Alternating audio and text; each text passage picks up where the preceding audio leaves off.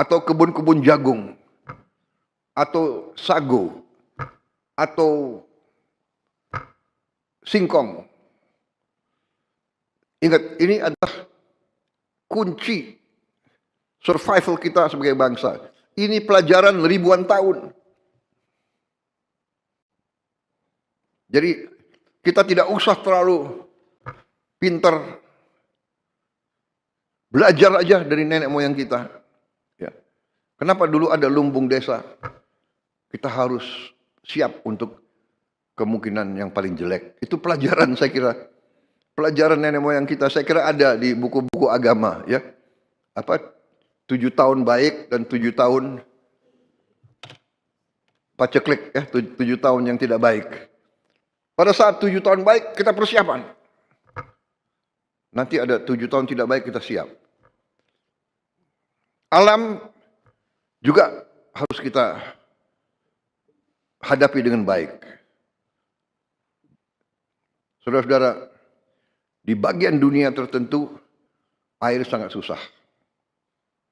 Air sangat susah.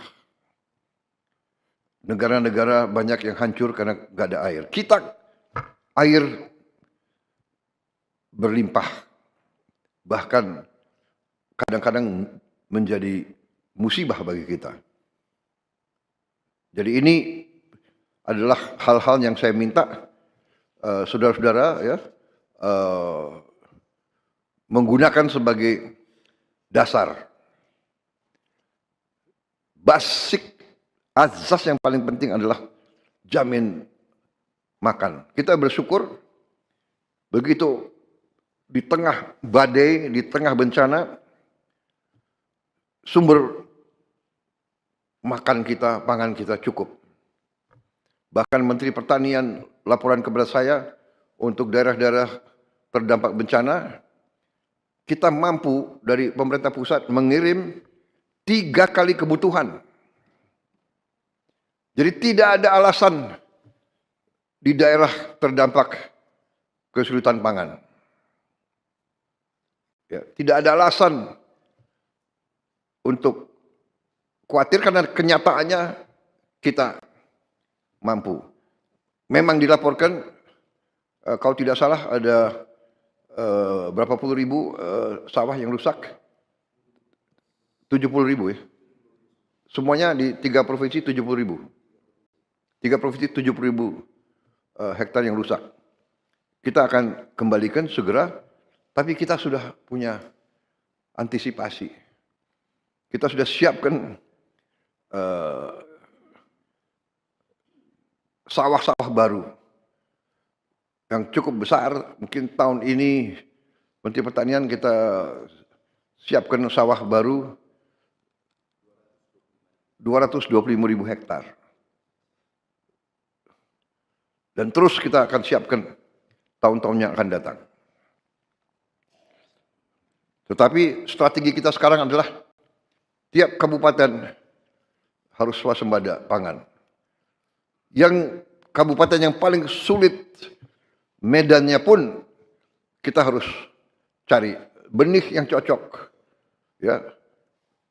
Mungkin di pegunungan itu mungkin perlu perhatian yang khusus ya untuk sumber karbohidrat dan sumber protein. Jadi maksud dan tujuan kita bentuk komite ini untuk membantu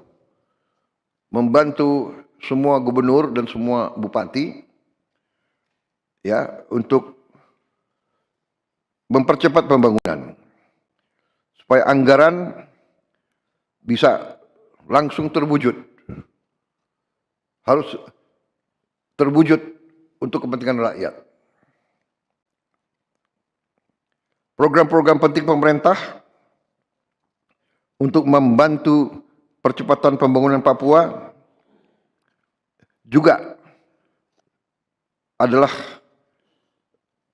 sama dengan untuk daerah-daerah lain.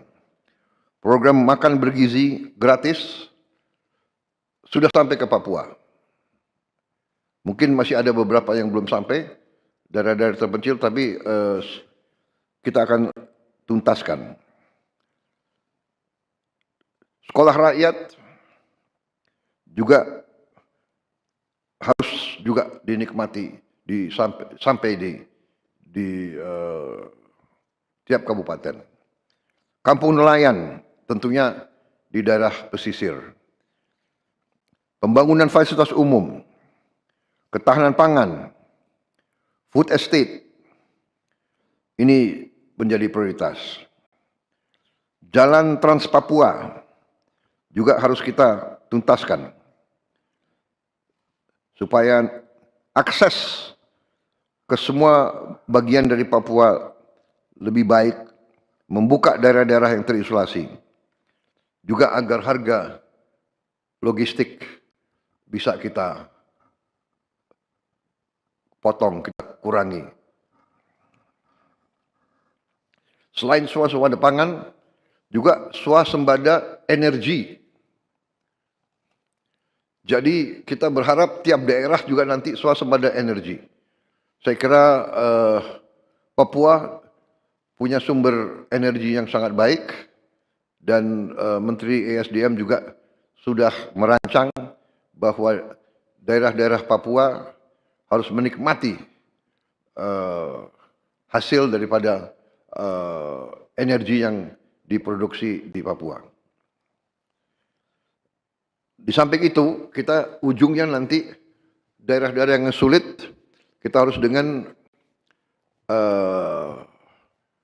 menggunakan tenaga surya atau tenaga air. Teknologi tenaga surya sekarang sudah semakin murah dan ini bisa untuk mencapai daerah-daerah yang terpencil. Juga tenaga hidro juga sekarang ada hidro yang mini yang bisa juga dipakai di daerah-daerah yang terpencil. Ini semua adalah supaya ada kemandirian tiap daerah. Kalau ada tenaga surya dan tenaga air, tidak perlu kirim-kirim BBM mahal-mahal dari daerah-daerah lain. Dan juga nanti kita berharap di daerah Papua pun harus ditanam kelapa sawit supaya bisa menghasilkan juga BBM dari kelapa sawit. Juga tebu menghasilkan etanol. Singkong, kasava juga untuk menghasilkan etanol. Sehingga kita rencanakan dalam 5 tahun semua daerah bisa berdiri di atas kakinya sendiri, swasembada pangan dan swasembada energi. Dengan demikian, kita akan menghemat ratusan triliun untuk subsidi, ratusan triliun untuk import BBM dari luar negeri. Tahun ini, tiap tahun kita mengeluarkan ratusan triliun untuk import BBM. Kalau kita bisa tanam kelapa sawit, tanam singkong, tanam tebu, pakai tenaga surya dan tenaga air, bayangkan berapa ratus triliun kita bisa hemat tiap tahun. Menteri SDM, berapa import kita BBM dari luar? 520 triliun. Bayangkan, kalau kita bisa potong setengah, berarti ada 250 triliun. Apalagi kita bisa potong 500 triliun. 500 triliun itu berarti tiap kabupaten bisa punya, kemungkinan bisa punya 1 triliun. Tiap kabupaten. Bagaimana membangunnya kita coba? Bayangkan kita biar negara kayak apa. Ini bisa kita lakukan. Potensinya ada, rencananya ada dan kita akan buktikan. Kita akan buktikan bahwa kita menuju ke situ. Tidak bisa seketika, tapi kita sudah mulai ke arah situ. Mulai tahun depan, Menteri ESDM melaporkan ke saya kita tidak akan import solar lagi dari luar negeri. Mulai tahun depan. Kita harapkan dalam 4 tahun kita juga bisa tidak import bensin dari luar.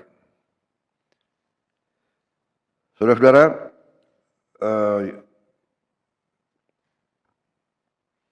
yang saya minta para bupati, para gubernur, koordinasi yang sangat dekat sama komite dan sama pihak pusat dari Bappenas, ya, dan menteri-menteri terkait, sehingga bagi kita jelas prioritas saudara apa. Silakan saudara-saudara merancang, para bupati sama gubernur, apa yang menjadi perhatian utama saudara-saudara, kesulitan utama saudara-saudara, prioritas saudara-saudara. Tidak mungkin kita bisa selesaikan semua seketika. Tapi kalau kita punya prioritas saudara-saudara, kita akan cocokkan dengan kemampuan yang bisa kita lakukan sekarang.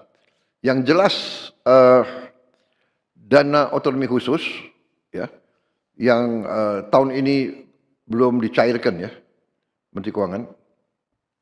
Dana otonomi khusus Pak sudah dicairkan Pak semuanya untuk tahun ini 12,696 triliun Pak. Tahun ini. Ini akan dijadikan satu tahun depan. Tahun depan berapa dana otonomi khusus? Dana otonomi khusus tahun depan agak turun Pak. Di anggaran tahun 2026 itu sebesar 10 triliun. Jadi tahun depan kita akan punya 12 tambah 10. Yang tahun ini kan akan dijadikan satu sama tahun depan. Sudah, catatan kami sudah dicairkan Pak yang tahun ini. 12 triliun lebih tadi. Sudah dicarikan? Sudah Pak. Depan ke daerah-daerah? Sudah, ke daerah-daerah semua Pak. Sudah ya berarti? Para gubernur sudah? Sudah? Oke, tahun depan kita coba kalau ada penghematan di bidang lain kita samakan kembali, ya. Ya. Tapi saya minta benar-benar para gubernur, bupati bertanggung jawab, ya.